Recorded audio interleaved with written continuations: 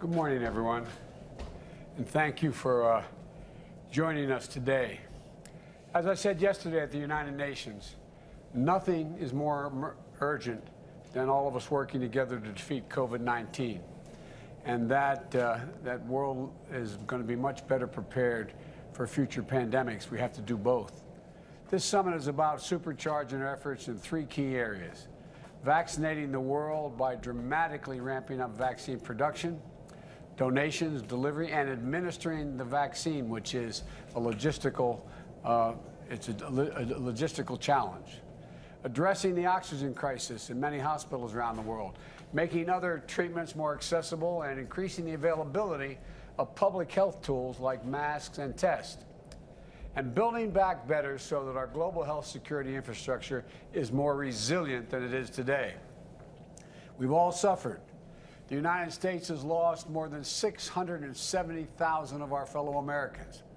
Worldwide, the death toll is above 4.5 million people. 4.5 million people.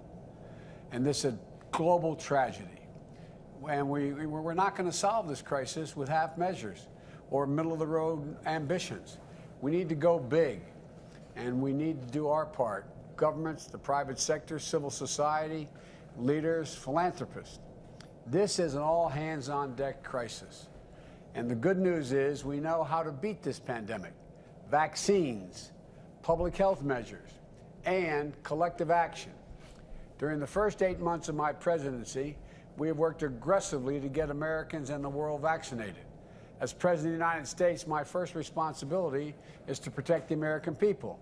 And I'm proud that we've gone from 2 million Americans being fully vaccinated when I took office in January 20th to 182 million and counting today in America. But we also know that to beat the pandemic here, we need to beat it everywhere.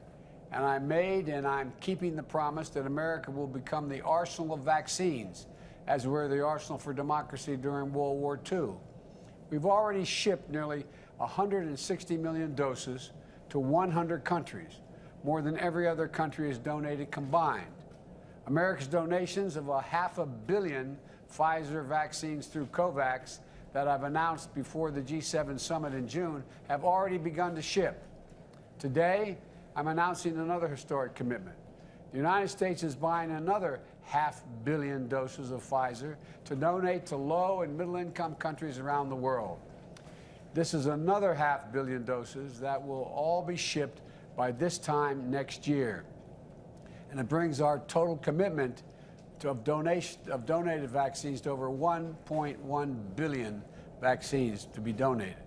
Put another way, for every one shot we've administered to date in America, we have now committed to do 3 shots to the rest of the world. I want to thank Pfizer and its CEO and chairman, Albert. Albert's been a good friend and has been helpful. They've been and continue to be partners and a leader in this fight. And the United States is leading the world on vaccination donations. We need, as we're doing that, we need other high-income countries to deliver on their own ambitious vaccine donations and pledges. That's why today we're launching the EU-US vaccine partnership to work more closely together and with our partners and expanding global vaccinations. And as we do so, we should unite around the world on a few principles: that we commit to donating, not selling, donating, not selling doses to low and lower income countries, and that the donations come with no political strings attached. And that we support COVAX as the main distributor for sharing WHO-approved vaccines. And that we fight vaccine disinformation and exercise transparency to build vital public trust in these life-saving tools. It's also important that we are working toward common goals and targets so that we can measure our progress and hold ourselves and each other accountable. Secretary of State Blinken will be convening foreign ministers later this year to check on our collective progress. And I propose that we come together for a second high-level virtual summit in the first quarter of 2022 to help gauge our progress and keep our efforts fully aligned. Another goal is dramatically boosting global and regional vaccine manufacturing capacity. enhancing transparency so that vaccine production and distribution is predictable and coordinated. In fact, an important part of the reason the United States is able to make these big historic donations is because we've worked with the U.S. vaccine manufacturers to accelerate the manufacturing rate and production. And now we're working quickly to scale up vaccine manufacturing in other countries around the world so they can manufacture as well.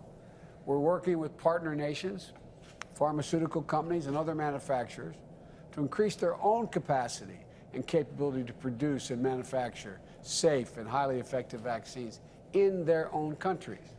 For example, our Quad partnership with India, Japan, and Australia is on track to help produce at least 1 billion vaccine doses in India to boost the global supply by the end of 2022.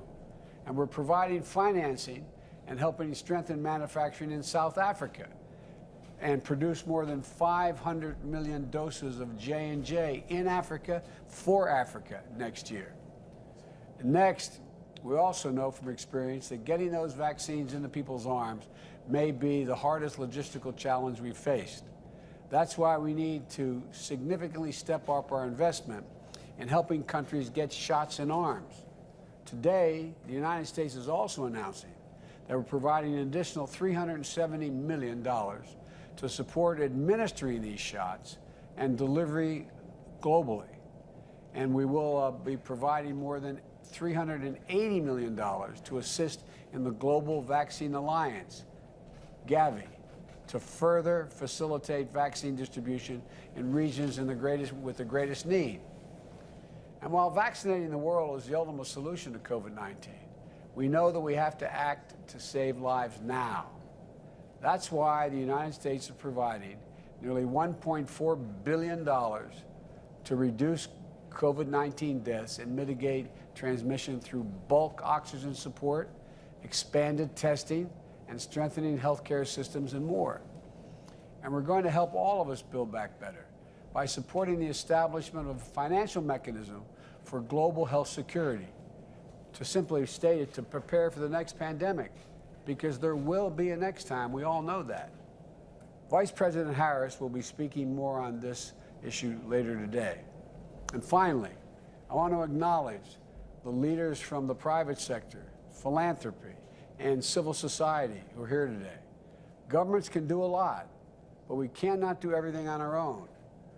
We've asked our non-governmental partners to take up the call for new actions that it will solve the core challenge of making vaccines available to everyone, everywhere, solving the oxygen availability crisis, financing health security, and more. And I'm grateful for their leadership. And let me close with what I made clear yesterday at the UN. We can do this. This is within our capacity. We know what needs to be done. We just have to make the choice to do it. Now, the leaders on the screen that I see here today, I know they've made that choice. And I think they know we can do this. And I promise you, the United States will continue to lead, will continue to drive historic commitments in vaccine donations, 1.1 billion and counting, so we can defeat COVID-19 together. And we'll continue to invest in creating a future of true global health security for all people. That is a big, big goal we should have. And we're going to lead with the power of our example. And we're not going to stop. But the only way to get this done is for everyone, everywhere, is for all of us to step up, which I'm confident you will. And now I'd like to turn this over to Ambassador Thomas Greenfield of the United Nations. And I want to thank everybody on the screen I can see here, without going to each one of you, for all you've done, continue to do. And I think you all know we can do this. We can do this. We have to do this. So thank you. Thank you all. Thank you, Mr. President. And let me thank you all for joining us today to participate in the COVID-19 Summit as we collectively work to end this pandemic. This administration is grateful to be working alongside you. And let me start by echoing what the President made clear. Because this pandemic is global, none of us is safe until everyone is safe. Only a truly global response can meet and defeat this threat. After all, the world has learned the hard way that global health isn't only about viruses and disease. It touches every aspect of life itself. Economies have collapsed. Gender-based violence has spiked. Millions of children have lost valuable education time, and many, particularly girls, may never return to school. The pandemic has disrupted people's lives and livelihoods in ways that will take us years, maybe even decades, to fully comprehend.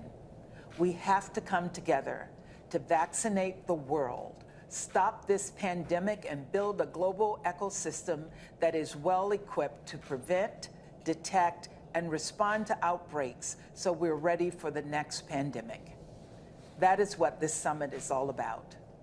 Gathered here, we have the people, organizations, and knowledge necessary to put COVID in the past. So let's share our experiences, our expertise, our best practices. Let's bring our funding and our technology to bear.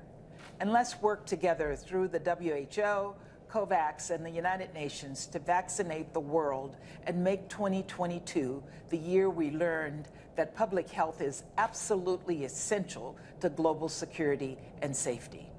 To that end, I'll start by handing the floor over to the Secretary General of the United Nations, Mr. Antonio Guterres, who can speak to the importance of vaccinating the world and the role the United Nations and multilateralism can play in stamping out this pandemic. Secretary General, over to you.